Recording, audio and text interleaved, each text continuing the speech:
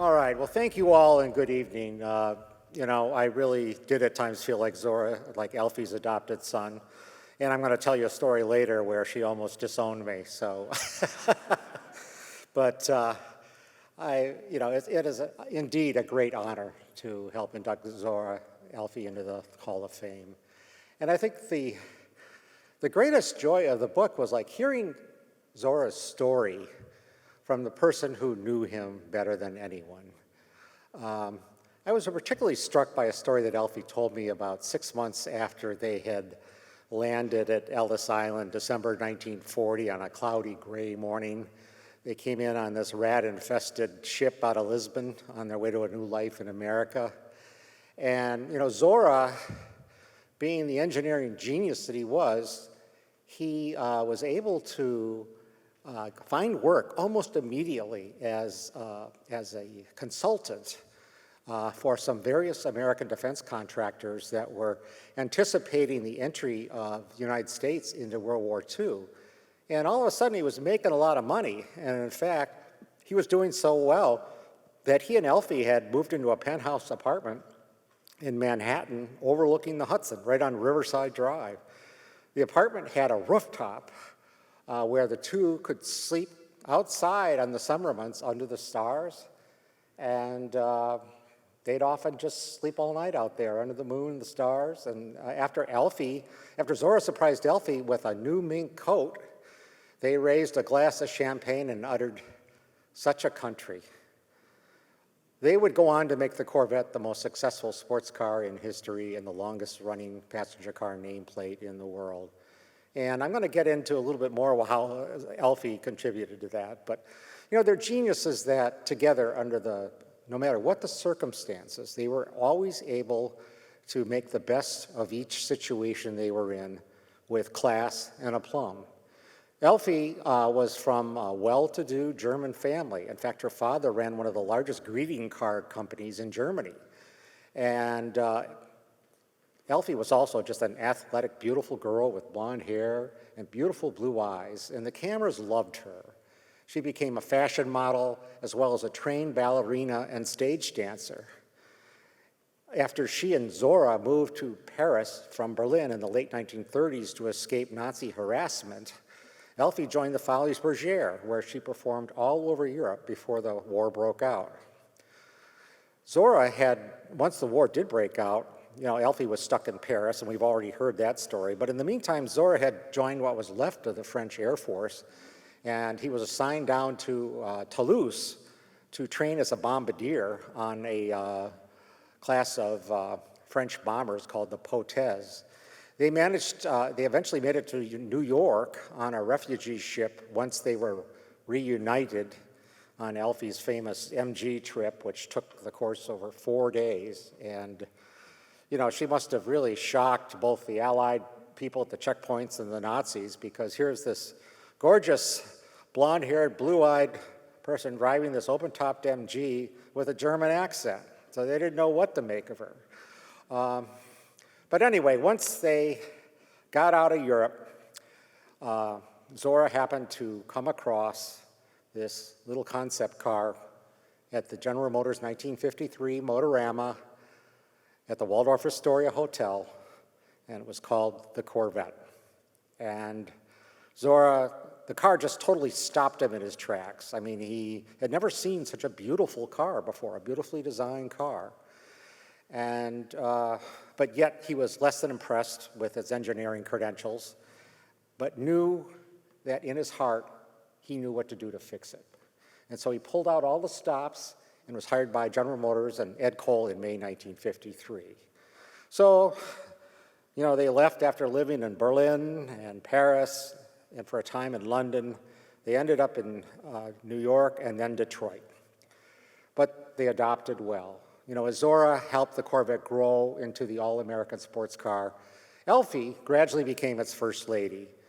She was chief cheerleader for most, if not all, of Zora's accomplishments. Zora actually raced at Le Mans as a GM employee for Porsche in 1954-55. He made his Pikes Peak run in a 1956 Chevy. He was the first to go 150 miles an hour on the sands of Daytona Beach in January 1956. And Elfi was there for the Grand Sport exercise in the Bahamas in 1963. Most importantly, I think she helped keep Zora balanced. You know, you can imagine a guy like Zora with this racing pedigree. I mean, he knew everyone in the racing industry. He was good friends with Alfred Neubauer, you know, the racing czar for Mercedes that ran the Silver Arrows back before the war. He knew Huschke von Honstein and actually drove for him when he raced for Porsche in 54 and 55. He worked for a time for Sidney Allard in London and raced his cars in 52 and 53. So dealing with the bureaucracy at GM, you know, he sometimes, obviously it would lead to a lot of frustration, but he could blow off steam by, you know, spending his weekends with Elfi, who helped them relax. They could jump in their Chris Craft cruiser, powered by twin Chevy big blocks, by the way, on Cross Lake St. Clair to a boating and tennis club called the Old Club on Harson's Island. You know, on their boat, they entertained many famous guests, you know, likes of astronaut Alan Shepard, Betty Skelton, Jim Rathman. And, you know, when it came to writing Zora's bio, and, you know, I was one of a lot of different people that were in line to write the book, but Elfi trusted me enough to ask me to do it. And she was by far the most indispensable source for me in writing his complete story. No one else came close. She gave endlessly, and even though there were sections of the book that might have been downright embarrassing to her, she never tried to censor anything.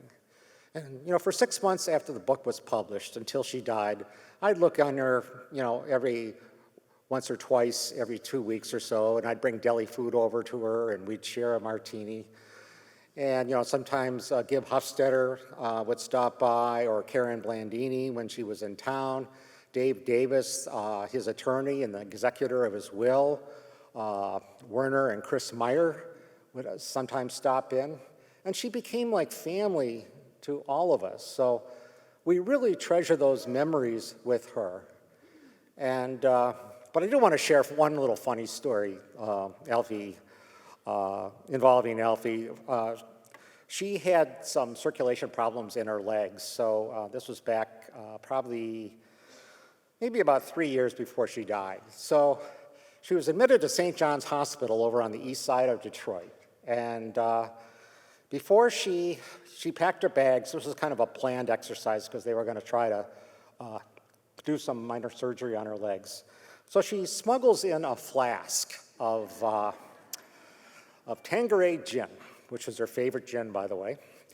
And she didn't do it necessarily to drink it herself in the hospital, but she was always the perfect host. She always wanted to be able to entertain guests, you know, and if you were visiting her hospital room, you were a guest, you know. So I'm talking to my wife, Nancy, on the way home, and I live all the way across town from where Elfi lived. And my wife is an RN and an ICU nurse, and I just casually mentioned that, yeah, Elfi had smuggled a flask of gin into her room, and Nancy was aghast at that. So she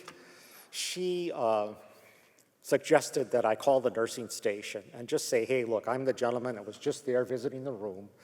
I just want you to know she has a flask in the room. And Nancy told me to tell the nurses at the station, don't say who reported it. Just say that, you know, somehow if you could sneak in there and get rid of the flask and give it to her when she leaves, everything will be fine. Well, the nurses ratted me out anyway, so here I am. And then to add insult to injury, the hospital manages to lose the flask, and the flask happened to be a valuable heirloom from her mother. So, needless to say, I was in Elfi's doghouse for a long time, and every time I'd call her, she'd tell me, "Some friend you are." But she eventually made up with me, and I made up with her, and I've always loved her. She's just a wonderful person. She really loved life completely. She loved you all. I mean, the best time they ever had was at the opening of the National Corvette Museum.